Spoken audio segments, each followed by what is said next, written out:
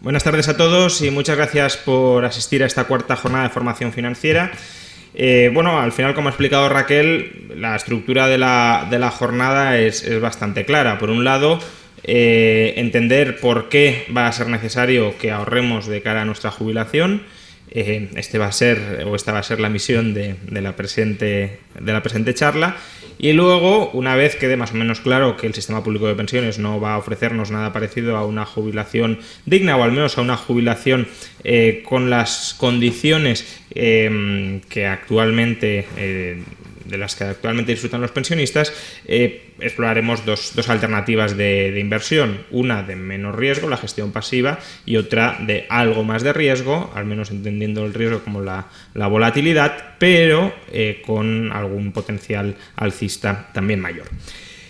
Bueno, ¿por qué los recortes van a ser indispensables en el sistema público de pensiones? Y no recortitos, sino recortazos.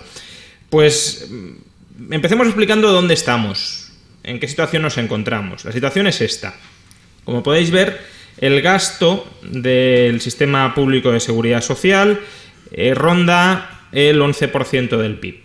11% del PIB con unos ingresos que apenas superan el 9% del PIB. Por tanto, tenemos un déficit de 2 puntos del PIB, en torno a 20.000 millones. Es la primera vez en los últimos 30 años que se produce un déficit a lo largo de la crisis. Se ha producido y es la primera vez que se produce y que además es persistente en el tiempo. Vemos que a mediados de los años 90 se produjo una situación parecida, pero no se llegó a gestar el déficit. Entonces, 20.000 millones, puede parecer que no es una cifra muy grande y puede parecer que es una cifra manejable, pero tengamos en cuenta, primero, que esa situación por el lado del gasto ya ha sido corregida a través de numerosos recortes de las pensiones en los últimos 30 años. Se suele decir que los economistas siempre venimos pronosticando la quiebra de la seguridad social y nunca se produce. Falso, se ha producido ya en varias ocasiones. Simplemente recordad que antes del año 85, que es cuando empieza la primera reforma moderadamente seria de las pensiones a manos del Partido Socialista, el número de años trabajados necesarios para cobrar una pensión era de 10. La pensión se calculaba con la media de los 2 últimos años de salario y además la seguridad social incluía también el gasto en sanidad. Actualmente la pensión se calcula con los últimos 25 años, no con los últimos 2 años de vida laboral. Es necesario haber trabajado para cobrar el 100% de la pensión, el 100% de la base reguladora, no 10 años, sino 37,5 años. La edad de jubilación no es a los 65, como antes del año 85, sino a los 67. Y además, y esta es una partida gigantesca, la sanidad no está incluida dentro de la seguridad social. Mucha gente sigue pensando que sí, no es así. La sanidad se paga de impuestos generales, no de cotizaciones sociales. Imaginad que contratáis un seguro que os dice: os voy a pagar cuando lleguéis a la jubilación la pensión y la sanidad. Y cuando os jubiláis os dicen: no, mira, que la sanidad al final no la cubrimos. Si quieres que la cubramos, tienes que pagar unos impuestos de en torno a 1.500 euros anuales cada año. Pues consideraríamos que eso es una estafa, o al menos que es una quiebra parcial de ese seguro que se había comprometido a ofrecer unas prestaciones y ya no lo ofrece. Bueno, pues eso ha sucedido. Por tanto, por el lado del gasto, fijaos que ya hemos hecho a lo largo de los últimos años recortes importantes, recortes significativos para evitar que el gasto se disparara de manera muy considerable. Y por el lado de los ingresos, podríamos pensar que estamos en una situación moderadamente transitoria, porque, volverá a crearse empleo. Estamos en una crisis caracterizada por destrucción de empleo y por estancamiento salarial. Por tanto, volverá a crearse empleo y volverán a aumentar los salarios. Con lo cual, las pensiones serán financiables vía mayores ingresos por cotizaciones. Sin embargo, fijaos en el siguiente gráfico. Sobre todo me interesa la línea negra, que refleja el salario real medio de los españoles desde el año 55. Fijaos cómo desde mediados de los 90, o principios incluso de los 90, el salario real medio en España está estancado. Por tanto, el estancamiento salarial no es un fenómeno exclusivo de la crisis económica actual, es un fenómeno que viene produciéndose desde hace 25 años. Para algunos esto sería un argumento sobre la necesidad inaplazable e inexcusable de buscar o impulsar o forzar aumentos salariales por decreto. Sin embargo, recordemos que para que los aumentos salariales no generen desempleo, no generen destrucción de empleo, tienen que venir de la mano de incrementos de la productividad.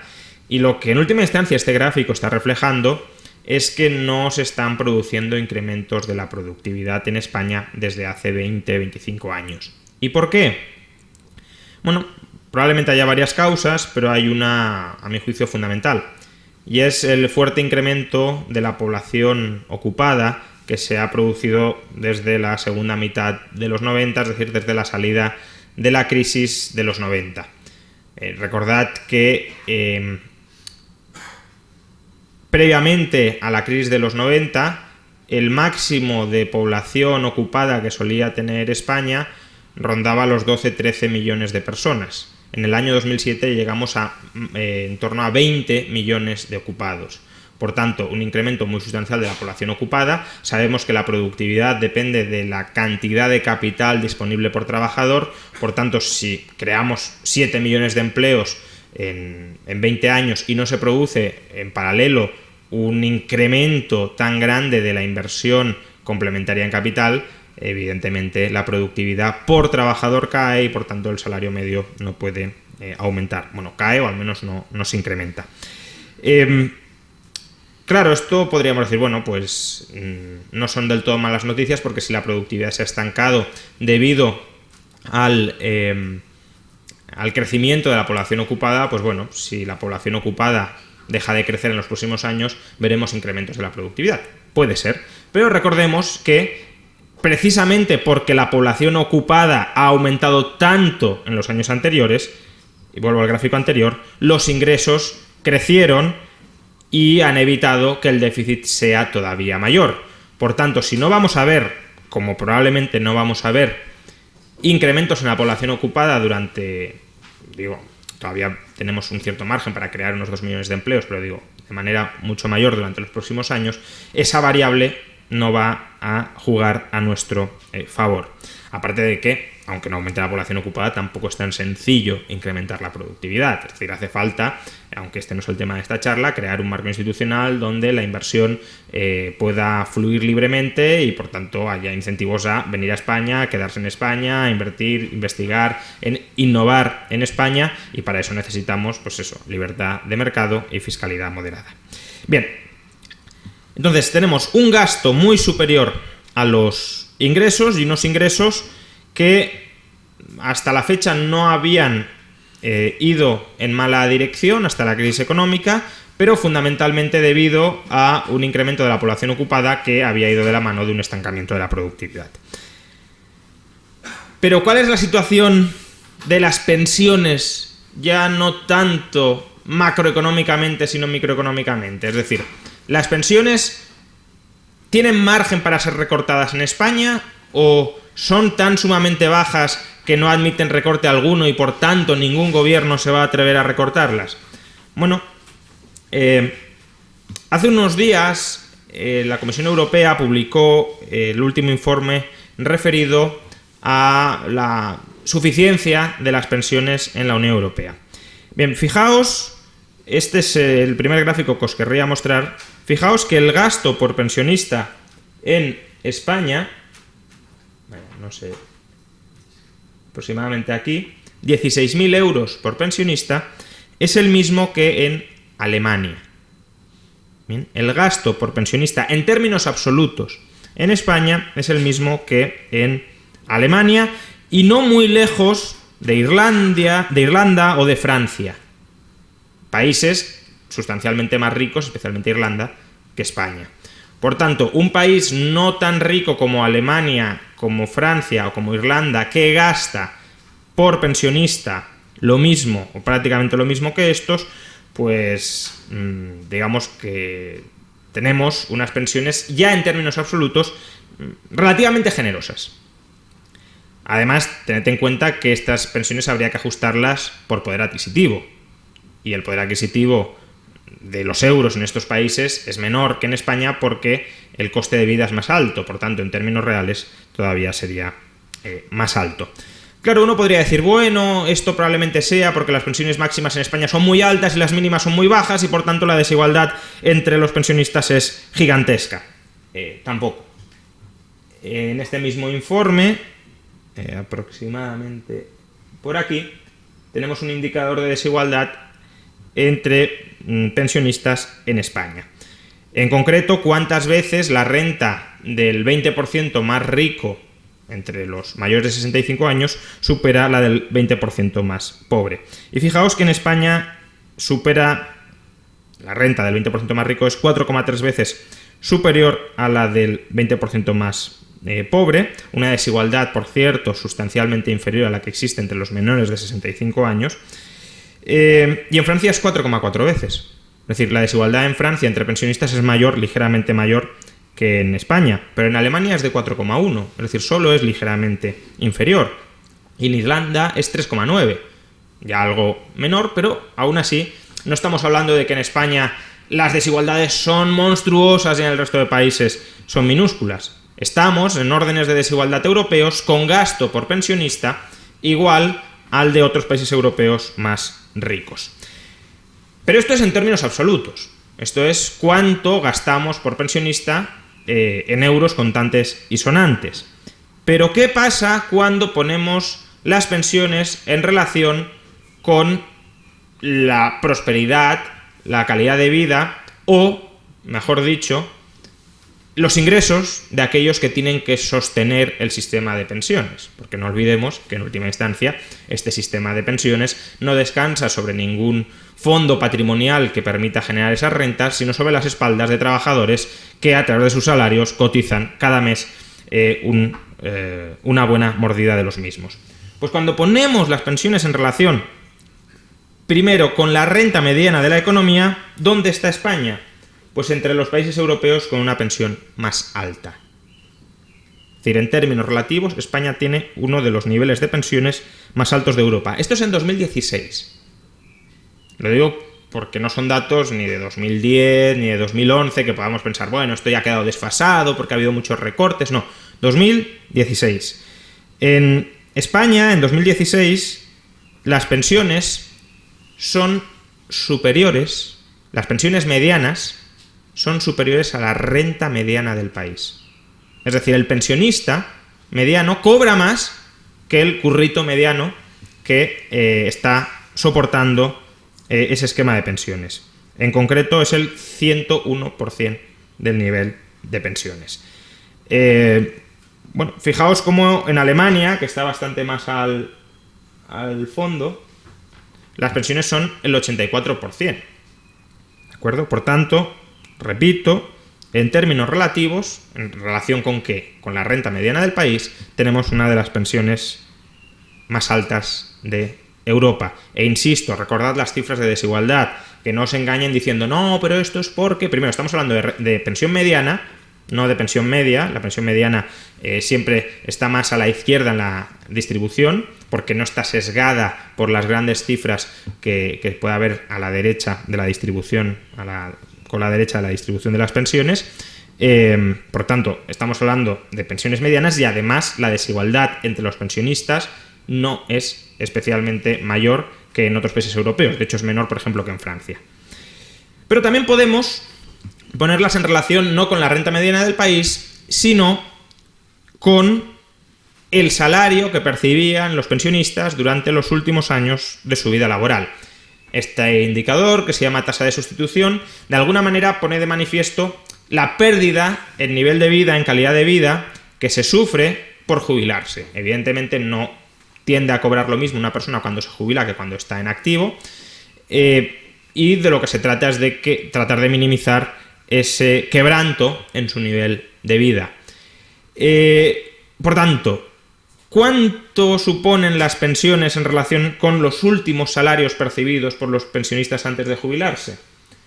Pues en España representan en torno al 66%. Bien, es decir, la tasa de sustitución es del 66%. De nuevo, en este caso, la quinta más elevada de toda la Unión Europea. Además, bastante superior a la que había en el año 2008, cuando era del 42%. Esto en parte se debe, es verdad, a la caída de salarios, pero no olvidemos que los salarios son los que pagan las pensiones, pero también se debe a que las pensiones medias han aumentado ininterrumpidamente a lo largo de la crisis. Pero es que además hay otro factor a tener en cuenta. No es solo que las pensiones de los españoles estén en términos relativos, en relación a la renta mediana y a los últimos salarios percibidos por los pensionistas, entre las más altas de Europa. Es que además los pensionistas españoles tienen algo que, cuando lo dijo el gobernador del Banco de España, lo crucificaron, pero no está de más recordarlo, tienen algo que podríamos considerar una pensión en especie que otros pensionistas europeos no tienen, que es vivienda en propiedad. Si os fijáis, aquí tenemos el porcentaje de pensionistas que son propietarios de su vivienda. España, de nuevo, está entre los países europeos con una mayor densidad de propiedad inmobiliaria entre los pensionistas. En concreto, el 91% de los pensionistas son propietarios de su vivienda y además no tienen cargas hipotecarias pendientes. En Alemania, por ejemplo, es del 56%.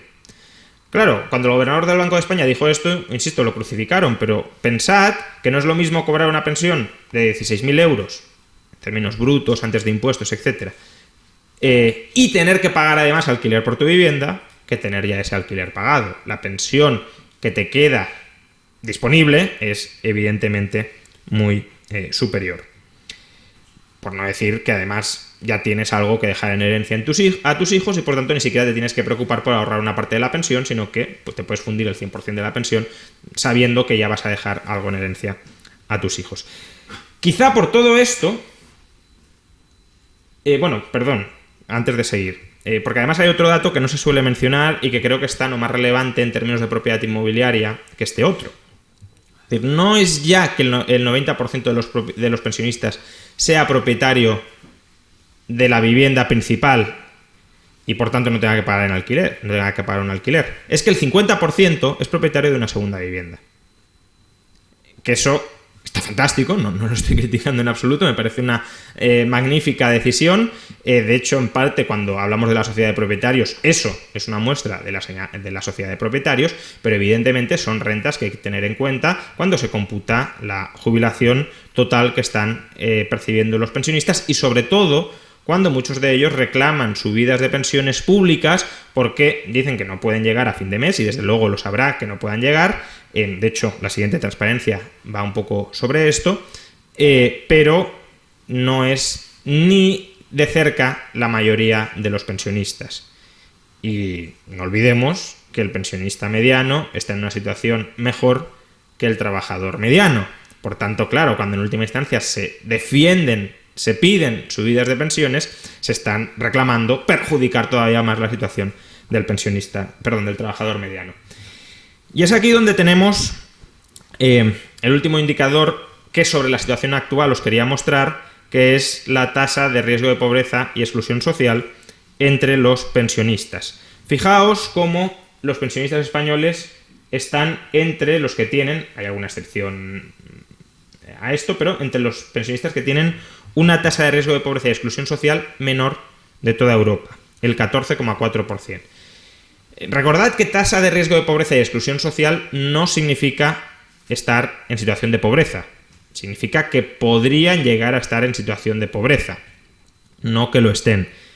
Y además, tened en cuenta, porque a lo mejor un 14,4% no os dice mucho, pero tened en cuenta que la tasa de riesgo de pobreza y exclusión social, es decir, este mismo indicador, con todos los sesgos que pueda tener, entre los menores de 65 años, está casi en el 30%.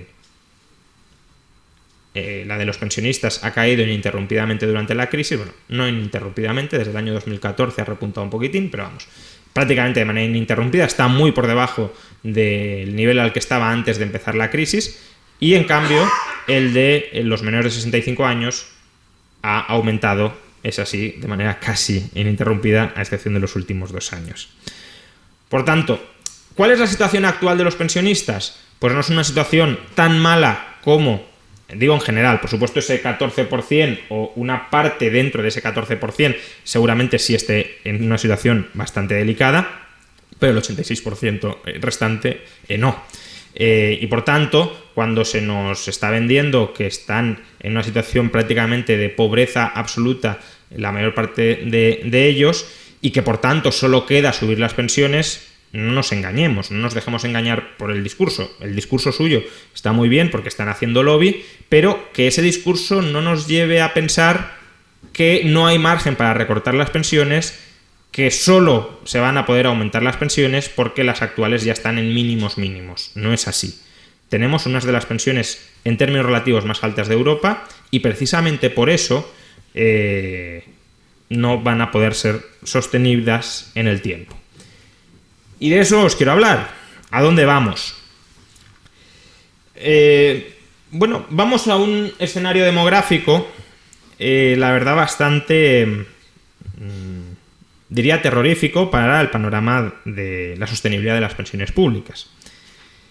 La proyección es que dentro de 40 años haya alrededor de 23 millones de personas mayores de 64 años, o sea, 65 o más, 15,6 millones mayores de 65 años y 23 millones entre 16 y 64 años.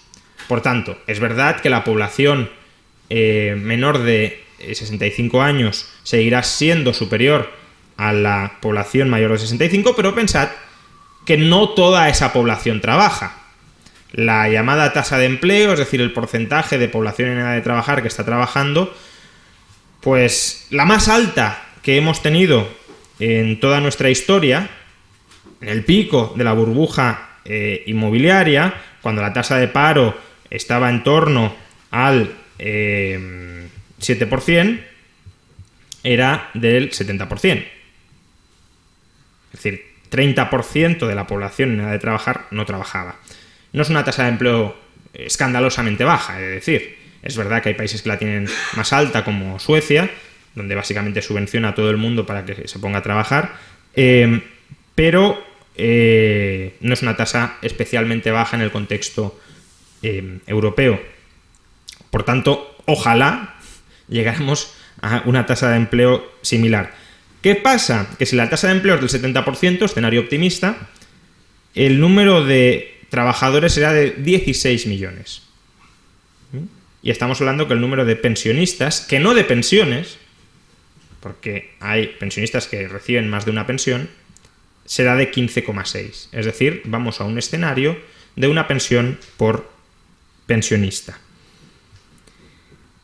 Si la tasa de empleo es del 70% y se desean mantener las condiciones de jubilación actuales, básicamente la tasa de sustitución actual, será necesario, para que veáis lo inviable que es esta receta, bueno, los políticos siempre nos pueden sorprender en su rapiña, pero en general creo que no lo vamos a ver, para mantener las condiciones de jubilación actuales con una tasa de empleo del 70% y esta distribución demográfica, haría falta que el tipo efectivo, no si lo creáramos un sistema de cotizaciones marginales, no hablo ni del marginal, no, el efectivo, el medio, de las cotizaciones por pensiones, que no es la globalidad de las cotizaciones sociales, sí la mayor parte, pero no la totalidad, sería necesario que se elevara al 40,4%. ¿Cuánto es esto? Bueno, si os digo que hoy el tipo efectivo de cotizaciones por pensiones es el 21%, significa que deberíamos duplicar prácticamente las cotizaciones sociales destinadas a contingencias comunes, esencialmente a las pensiones. ¿Se van a duplicar las cotizaciones sociales en un contexto en el que el IRPF además ya tiene un tipo efectivo entre el 20 y el 30%? Pues me cuesta verlo. Todo puede ser, pero pensad que un tipo efectivo del 40 con un tipo efectivo del IRPF del 25 supondría que el 65% de nuestros salarios en términos medios se lo quedaría el Estado, aparte de pagar IVA, impuestos especiales, etcétera. Simplemente estoy hablando de tributación directa. Por tanto, ya digo, la rapiña política siempre es capaz de sorprendernos para mal, pero probablemente no lo veamos. Y si no lo vemos, ¿a qué escenario vamos? Pues vamos al escenario de recortes en el sistema de pensiones. Yo os puedo pronosticar el apocalipsis en el sistema de pensiones, os puedo pronosticar recortazos gigantescos y podría tener un sesgo marcadamente pesimista. ¿Qué pasa? Que no hace falta elucubrar mucho sobre qué nos va a traer el futuro. Podemos elucubrar si las presiones sociales van a conseguir revertir la legislación actual, pero no hace falta elucubrar sobre qué está programado ya que pase. Y lo que está programado que pase con la reforma de las pensiones del año 2011, aprobada por el Partido Socialista, por la cual se eleva la edad de jubilación a los 67 años, se amplía el periodo de cálculo de las pensiones y el número de años mínimos para cobrar el 100% de la base reguladora, y la reforma de 2013 del Partido Popular, que ahora parece que han derogado o al menos aplazado su entrada en funcionamiento para sobrevivir unos meses más al frente del gobierno de la mano del PNV. Pues bueno, esa reforma básicamente lo que hace es desindexar las pensiones del IPC y sobre todo introducir el llamado factor de equidad intergeneracional. Factor que, para que os hagáis una idea, determina un año base, 2015, y la esperanza de vida de ese año base se toma como referencia. Cada año que se incremente la esperanza de vida calculada por el INE con respecto a ese año base, supondrá un recorte de las pensiones que el pensionista tendría derecho a cobrar de en torno al 5%. Es decir, si un pensionista dice, después de calcular con las condiciones de jubilación actuales que tengo derecho a una pensión de 10.000 euros, si la esperanza de vida ha aumentado un año, cobraré 9.500 euros anuales, no 10.000. Y pensad que esto es acumulativo. Es decir, si dentro de 20 años la esperanza de vida ha aumentado 2, 3 o 4 años, el recorte con respecto a la pensión que el sistema nos prometía, pensión que, insisto, ya ha sido objeto de... el método de cálculo ya ha sido objeto de reforma y de recorte por la reforma de 2011, pues sería un recorte del 20% con respecto a esa pensión. Fijaos además cómo hacer cábalas de que se pueda revertir o se puedan revertir seriamente estas reformas no tiene mucho sentido. Es verdad que a lo mejor ahora vuelven a indexar las pensiones al IPC, pero lo recortarán por otro lado. ¿Por qué? Porque si no, el gasto en pensiones se va a disparar. Aquí tenéis una estimación de cuánto aumentará el gasto en pensiones, solo en pensiones, sin reformas, con la reforma de 2011 pero no la de 2013, y con ambas reformas a la vez. Fijaos que sin reformas el gasto en pensiones llegará a un máximo del 21% del PIB en el año 2051. Esto es, pues, 10-11 puntos más del PIB que en la actualidad. 10-11 puntos más del PIB, pues bueno, es que es prácticamente lo que nos cuesta duplicar el gasto en pensiones actual. Si ya no somos capaces de cubrir un déficit menor al 2% del PIB, imaginad un déficit, un agujero adicional de 11 puntos del PIB. Con la reforma de 2011, pero no la de 2013, el gasto en pensiones llegaría casi al 18% del PIB, y con la reforma, con ambas reformas, estaría en torno al 13%, que ya sería alto dentro de Europa. Es verdad que hay algún país como Francia que llega al 15%, etc. Francia, país que llega al 15%, no lo olvidemos cómo, porque muchas veces también se olvida mencionar esto. En Francia existe un impuesto extraordinario que se llama Contribución Social Generalizada, que pagan, empezó en el año 91 como un impuesto del 1% sobre los salarios. Claro, quien se podía negar a mantener las condiciones del sistema de pensiones solo por un 1% sobre los salarios. ¿Qué pasa? Actualmente es un impuesto del 10% sobre los salarios. Si se aplicara aquí de golpe supondría rebajar todas las nóminas un 10%, pero atención, también es un impuesto de casi el 7% sobre las pensiones superiores a 650 euros. Por lo tanto, sí, te mantenemos la pensión antes de impuestos, pero luego te metemos un tijeretazo después de impuestos. Claro, antes de impuestos figura como un aumento del gasto social, pero a efectos prácticos es como si te lo hubiesen rebajado. Por tanto, todo parece indicar que nos mantendremos en el escenario con algún juego propagandístico para decir no, hemos vuelto a indexar las pensiones al IPC, etcétera, pero que nos mantendremos en el escenario de reforma 2011-2013. ¿Y esto qué supondrá para los pensionistas? Pues una caída bastante importante en la tasa de sustitución. Recordad, la tasa de sustitución es el porcentaje en forma de pensiones que cobraremos con respecto a nuestros últimos salarios. Bien, en el año 2013, que es el dato que teníamos en este gráfico, estaba en torno al 60%. Depende un poco de la metodología de cálculo, porque se puede calcular con respecto a toda la vida laboral, con respecto a los 2 últimos años de salario, con respecto a los últimos 5 años. Es decir, no es un cálculo totalmente homogéneo al que hemos visto antes, pero bueno, fijaos cómo España sigue teniendo una de las mayores tasas de sustitución en el año 2013 de toda Europa. Pero claro, lo importante es que pasamos de una tasa de sustitución del 70% a una del 60% a una del 40%. Bien, por tanto, un recorte de alrededor de 1/3 en las pensiones. Con esto, es decir, con este recorte que según lo calculemos puede ser de entre 1/3 y un 40% en las pensiones, no estoy diciendo que las pensiones en términos absolutos vayan a caer un 40%.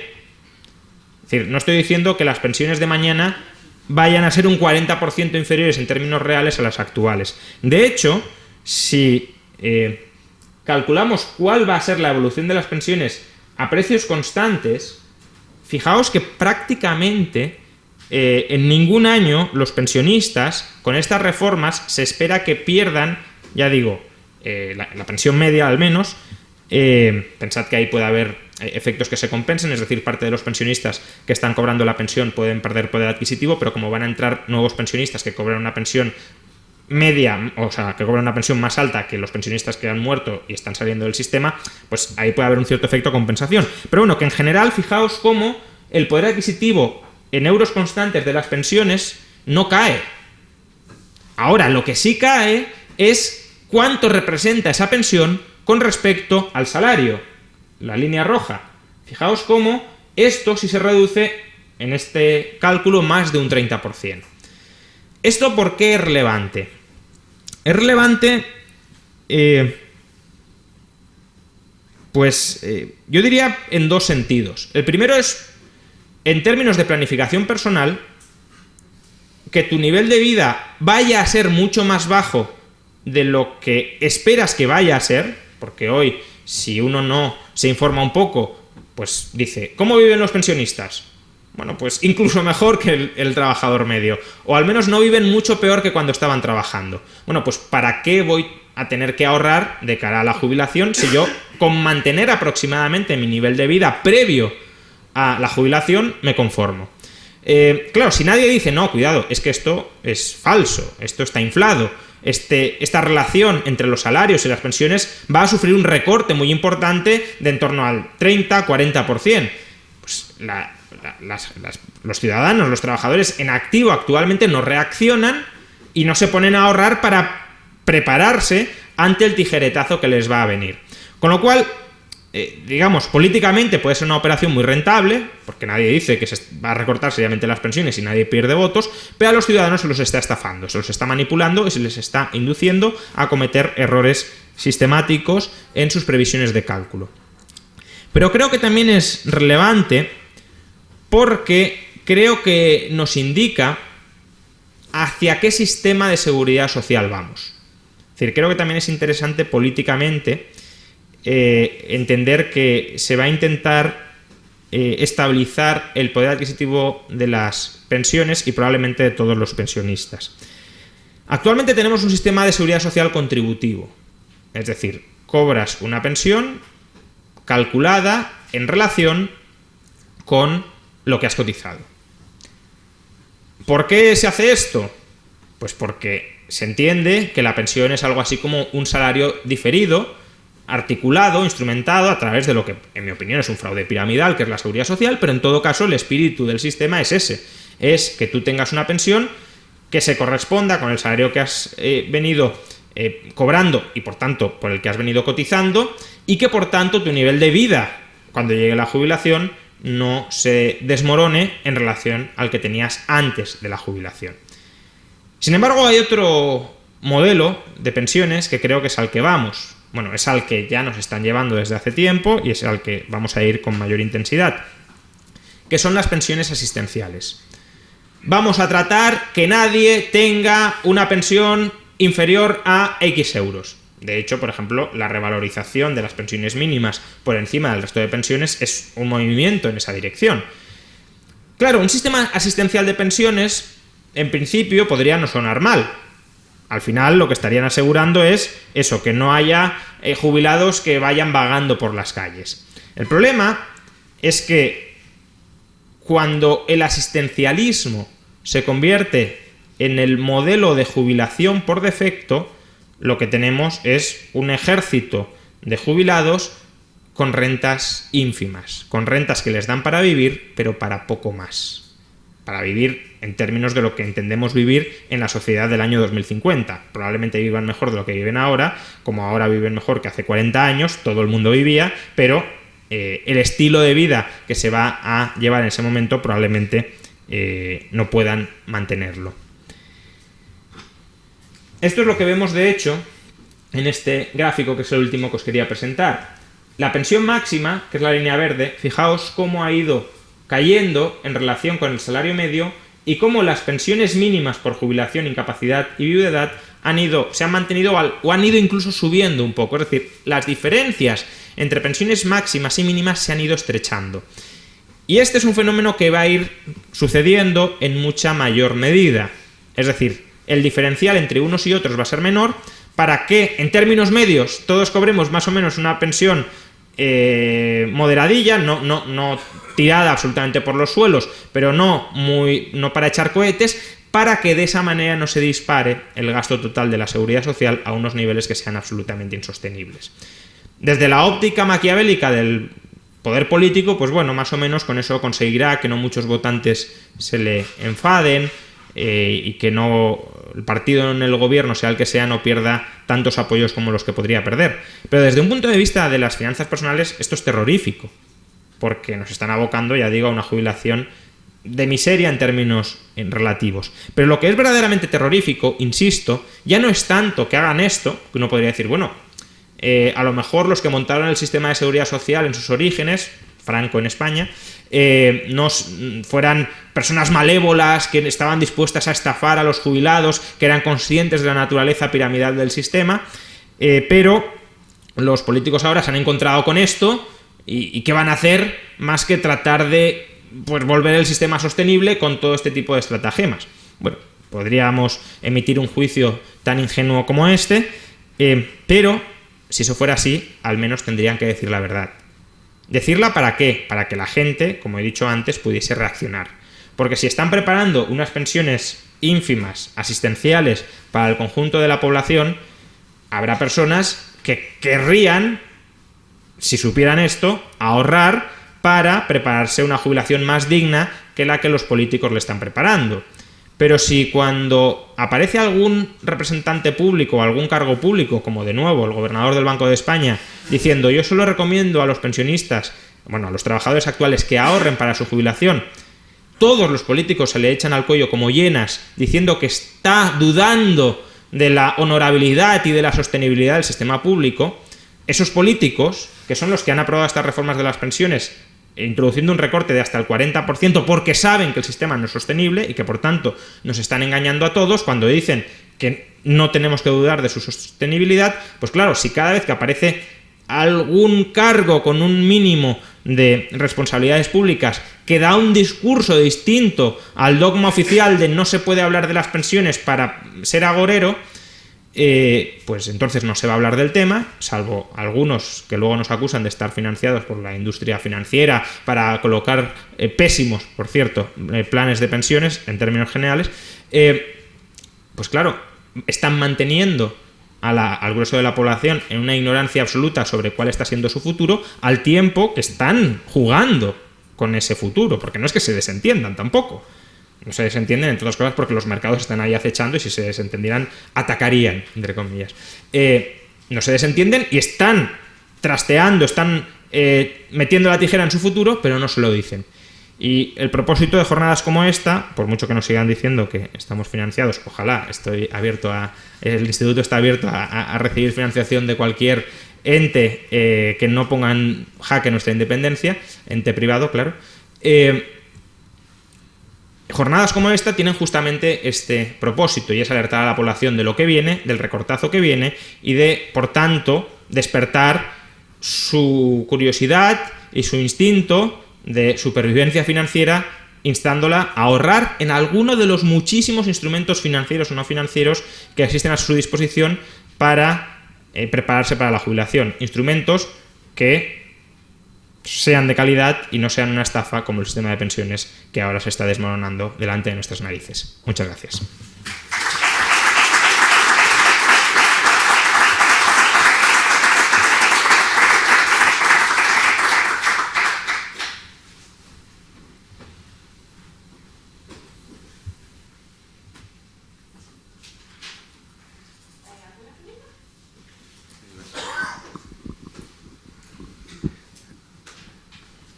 Bueno, buenas tardes, gracias Juan por la exposición, como siempre.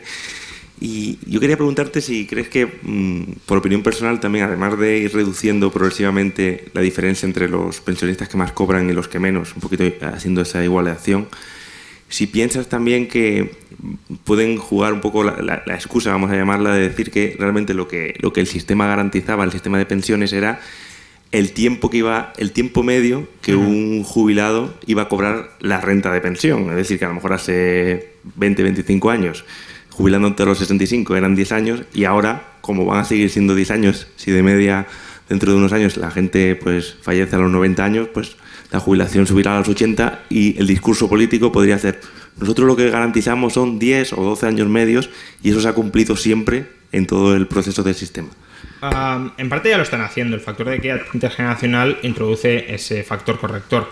A mí, sinceramente, no me parece un mal argumento. Es decir, si tú contrataras si tú ahorraras por tu cuenta, ese ahorro te serviría para un determinado número de años, muy probablemente, y si vives muchos más años que los que esperabas vivir, evidentemente habría que redistribuir eso entre un mayor número de años. El problema es que, claro, como nunca se ha querido cuestionar la sostenibilidad del sistema público y como no se quiere reconocer que un alargamiento de la esperanza de vida añade un gasto gigantesco a las espaldas del sistema que lo vuelve insostenible, pues claro, no se puede decir o no se atreve nadie a decirlo, y entonces ese discurso, que a mi juicio, ya digo, no es un mal argumento, aunque se introduce en la legislación, porque, insisto, el factor de equidad intergeneracional es justamente eso, no se saca a la arena. Yo creo que no lo van a sacar porque es que no quieren cuestionar la sostenibilidad del sistema.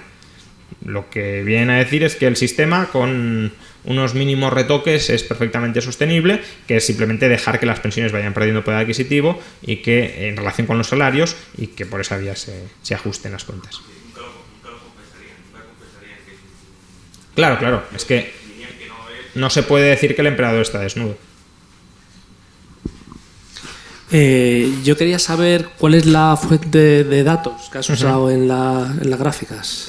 Pues variada. Esto es, como os he dicho, el informe de suficiencia de pensiones de la Comisión Europea. Todas estas, que tienen un diseño similar. Estos gráficos están sacados del Banco de España, de informe sobre la sostenibilidad del sistema de pensiones. Este es un informe de FEDEA, de Ángel de la Fuente y otros economistas sobre el futuro del sistema de pensiones. Este también, y esto vuelve a ser Banco de España. Por tanto, son básicamente esos tres informes: Comisión Europea, Banco de España y FEDEA, a partir, de todas formas, de Banco de España y datos de la Comisión Europea. Juan, no es mi intención hacerte hacer un estudio todavía más grande del que has hecho, pero sí que es verdad que, bueno, sabes que desde Libertad Digital Libre Mercado es algo sobre lo que hemos repetido muchas veces. Estos informes nos ayudan también a difundirlo un poco más, pero dando un pasito más y diciendo tú, como acabas de decir muy bien, que no es positivo para el político que se entere todo el mundo de que el rey o el emperador está desnudo, pero ¿por dónde crees que podrían empezar un poco las medidas o los pasitos que habría que ir dando para que esto calara en la sociedad y nos diéramos cuenta que tenemos que ir realmente hacia un cambio que garantice un poco el poder adquisitivo de las personas una vez pase la jubilación, la edad de jubilación? Y hablo pues de sistemas de capitalización, de algo más de cultura financiera en todo el mundo desde temprana edad que nos haga pensar que hay que ahorrar poquito a poco. No sé cómo ves tú por dónde podríamos ir buscando una solución. Bueno, hay dos soluciones, una muy simple. Son soluciones evidentemente parciales, insuficientes, pero en alguna medida que estaría bien orientada. Una muy simple, que además el Partido Popular la anunció y la ha incumplido, no sé por qué, que es la señora Fátima Báñez: voy a enviar una carta a todos los pensionistas que les va a indicar cuál va a ser la pensión que van a cobrar a su jubilación. Bueno, todavía la están esperando los trabajadores que están a punto de jubilarse, y esto fue una promesa de la anterior legislatura, no de esta. La segunda, ya que has mencionado la educación financiera, hace también pocos días el Banco de España publicó los resultados de un análisis que han llevado a cabo sobre un programa piloto de un módulo, ni siquiera asignatura, un módulo de educación financiera en secundaria, en tercero y cuarto de la ESO, donde se impartían 10 horas, 10 horas no son nada, una vez 10 horas, solo 10 horas de educación financiera. Y los resultados que se desprendieron del informe es que los alumnos incrementaban de alguna manera, veían reducida su preferencia temporal, es decir, incrementaban el horizonte de planificación temporal, se preocupaban más por el futuro, incluso se animaban a participar un poco, de alguna manera, en las finanzas familiares, y que por tanto mostraran más interés con esa planificación, ¿no? Entonces, si ya 10 horas despiertan en cierta medida una mayor preocupación por el futuro y no tanto por el largo plazo, pues imagino que más tiempo surtiría resultados todavía mejores. Es verdad que yo no voy a defender introducir asignaturas de educación financiera en la educación pública, porque creo que la educación pública no debería existir, o en todo caso la regulación de los contenidos curriculares no debería darse, pero creo que sí que es muy significativo que los políticos, que son aquellos que pueden determinar, que por desgracia pueden determinar qué se incluye en esos planes de estudio o qué no se incluye, estén decidiendo activamente no incluir educación financiera en los planes de estudio, sabiendo cuáles son los efectos de incluir la educación financiera. Que quieren personas cortoplacistas y dependientes del sistema público de pensiones y que no puedan escapar de él. Sí, yo quería preguntar sobre la evolución de las tasas de interés, porque al día de hoy las pensiones están congeladas al 0,25, salvo necesidades del gobierno para aprobar presupuestos, y si las tasas de interés tienen la evolución prevista que hay en los ciclos económicos, nos esperan subidas importantes en los próximos 20 o 30 años. Pues dependerá de lo que hagamos. Una cosa que no ha hecho del todo mal este gobierno, hombre, tampoco es que hiciera falta ser unos linces, ¿no? Pero bueno, que podrían haber sido mucho más tontos y hacerlo mucho peor, es que han aprovechado el actual clima de tipos de interés bajos para emitir mucha deuda a largo plazo. Entonces, es verdad que sigue habiendo bastante deuda a corto, pero parte importante de nuestras emisiones de deuda está cerrada ya a largo plazo, a 20, 30, incluso 50 años. Entonces, la necesidad de refinanciación de todo eso va a ser bastante... no va a existir, al menos dentro de mucho. Si tenemos, por tanto, tiempo suficiente como para gestar superávits primarios que nos permitan ir amortizando nuestro nivel de deuda. Evidentemente, si nos mantenemos en la tónica irresponsable de acumular déficits primarios tras déficits primarios, y creemos que como ya estamos estabilizados en torno al 100% de deuda, no hay problema, pues entonces sí, si en el futuro hay un aumento de las tasas de interés, como parece probable que haya una vez se reactive pues la economía occidental de manera mucho más intensa, pues podríamos tener claramente problemas de financiación, sí. Pero ya digo, de momento gracias al clima de bajos tipos de interés y gracias a que se ha emitido bastante deuda a muy largo plazo, es un problema menor del que podría ser. Bueno, yo creo que uno de los problemas de que el sistema público de pensiones no vaya a funcionar a largo plazo es que los políticos no tienen incentivos para pensar a largo plazo, ¿no? Entonces, algún teórico, filósofo, político, económico por ahí, o tú mismo, ha pensado cómo podríamos incentivar a los políticos a pensar más a largo plazo, en vez de a 4 años vista, o a 8 años, a 30 años, que eso, bueno, resolvería gran parte del problema? Sí, es sé si es posible en una es complicado eso también. Claro, a ver, esa es una crítica muy frecuente entre los defensores de algún tipo de sistemas incluso monárquicos o de democracias más restringidas. Es verdad que hay un trade-off muy claro. La democracia, sobre todo si ya introducimos limitación de mandatos, etcétera, incentiva el cortoplacismo, la miopía política absoluta, horizonte de 4 años o en España de 2, porque además hay elecciones regionales, etcétera. Entonces, por un lado podría decir, bueno, es positivo, por ejemplo, para problemas como este, es verdad que se incentiva una visión más largoplacista. Pero por otro, también recordemos lo que nos decía Lord Acton, de que el poder corrompe, el poder absoluto corrompe absolutamente, y que la permanencia en el poder pues termina corrompiendo muchísimo a las personas y a las organizaciones. Entonces, al final es complicado decantarse por una de ambas opciones porque las dos tienen problemas muy importantes. Claro, la solución más fácil que es devolverle esa responsabilidad a los ciudadanos, que ellos sí son capaces de planificar su vida a largo plazo si se les informa adecuadamente, porque tampoco hay que olvidar que tenemos sesgos a ser cortoplacistas, a descontar hiperbólicamente el futuro, pero primero, ahí el coste de nuestros errores lo soportamos nosotros, el coste de los errores políticos no lo soportan ellos, o al menos no en toda la magnitud del destrozo que generan, y además hay la posibilidad de informar de buena fe a la gente y de que aprenda y rectifique. Los políticos no tienen incentivos a comportarse de buena fe para pensar en el bien de los demás, salvo en el suyo propio. Sí, yo me refería, sin salir del marco de la democracia, por los problemas que has comentado, incentivos claros para que un político pueda pensar más a largo plazo. En democracia lo que se suele hacer para estas cosas es externalizar la gestión de ese servicio a instituciones no democráticas. Al final, ¿cómo se gestiona la moneda a largo plazo? Dándosela a un banco central y que la gestione él. Sería en ese caso darle el sistema de pensiones a un grupo de personas que tengan a lo mejor pues los incentivos alineados con, pues si las pensiones sobreviven, no tienen déficit, se revalorizan, tú cobras más, no lo sé, pero en todo caso si lo sometes al dictamen de las urnas, evidentemente vas a tener un horizonte pues de las urnas, punto, no hay más. Pero claro, sacar una partida tan importante del presupuesto de las manos del pueblo, pues no es desde luego fácil. De hecho, cuando las has intentado sacar a través de la Troika, fíjate, Grecia y Alemania, ya has visto lo que ha sucedido. Hola, has comentado la educación financiera, que yo considero que es fundamental desde niño, ¿no? Pero te pregunto, ¿crees que es posible que haya educación financiera a los pensionistas? Porque yo lo que veo realmente un gran egoísmo en los pensionistas, que realmente no les importa de dónde venga el dinero. Ellos, con tal de que tengan su pensión, les da lo mismo. Que le metan más impuestos a sus hijos, a sus nietos.